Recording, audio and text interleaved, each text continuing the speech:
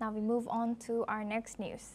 The UN Human Rights Office has said that 1,373 Palestinians have been killed while waiting for aid in the shortage-stricken Gaza Strip since late May. Meanwhile, Gaza's Civil Defense Agency has said that 11 people were killed by Israeli gunfire and airstrikes. This includes 2 who were waiting near an aid distribution site inside the Palestinian territory. However, the GHF has denied that fatal shootings have occurred in the immediate vicinity of its aid points. Israel's defense ministry has said that more than 200 trucks of aid had been collected and distributed by the UN. This comes amid growing conundrum over the truce between the Israel and Hamas. Now we're joined by Ali M. Abushbak. He's a Middle East researcher, joins us live from Cairo. Thank you, Ali, for joining us today. Good to see you. Now, Israeli Defense Ministry's claim contradicts what we are seeing or what we hear from other news agencies. Can you tell us more about the current situation? Thank you so much for having me. The situation on the ground is completely terrible, according to the report from international organization and the Human Rights International Organization.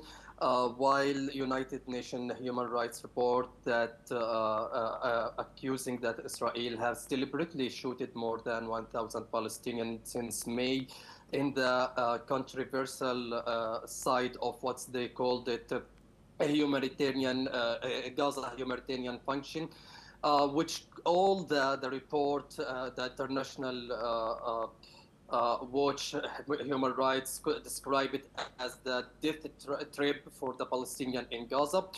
Today, unfortunately, the American Middle East convoy, he visit this site and he ensured that delivering the human rights for the civilians, it's going under the process and saving the human saving the human value in Gaza.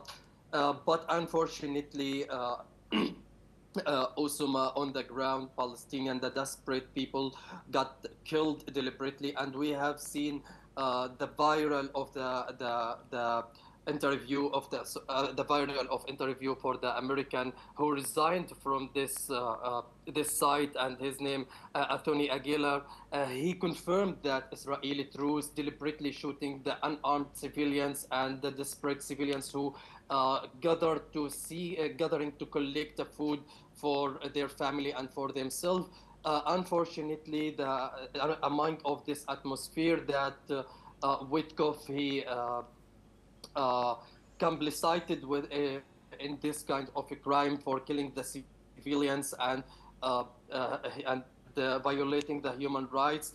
All that international community accusing that Israel violating the humanitarian law and Geneva Convergence and United Nations charters. On the ground, there is a lack of there is a lack of food, there is a lack of the treatment for the hospital, there is a lack for fuel for the ambulance to achieve the people who got injured during the Israelis attack, while the international community practicing the pressure on the Israelis community and Israelis leader. Unfortunately, we have seen several of Israeli ministers deny the starvation in Gaza and the famine in Gaza, despite all the report confirming there is a starvation and Israel used the starve as a weapon of this war. So also yesterday, Witkoff he visit and met Benjamin Netanyahu to discuss about the coming proposal that they are waiting for the Hamas to respond about the ceasefire deal. Among of this atmosphere, I guess Hamas last time show its flexibility and positive response for the deal and this kind of negotiation. But unfortunately, we are waiting now, and we will see if Israel will accept the pressure from the international community. And we have seen transformation from the international community perspective about the current war in Gaza, and it's mounting hugely. all the international community and all the Western leader condemn Israel and asking Israel for its commitment to the Yes. humanitarian rights and the humanitarian law in Gaza. Yes. Thank you very much, Aliyam Abushbak, for always joining us and sharing your insight as a Middle East researcher. Now we move on to our next news. Cambodia has announced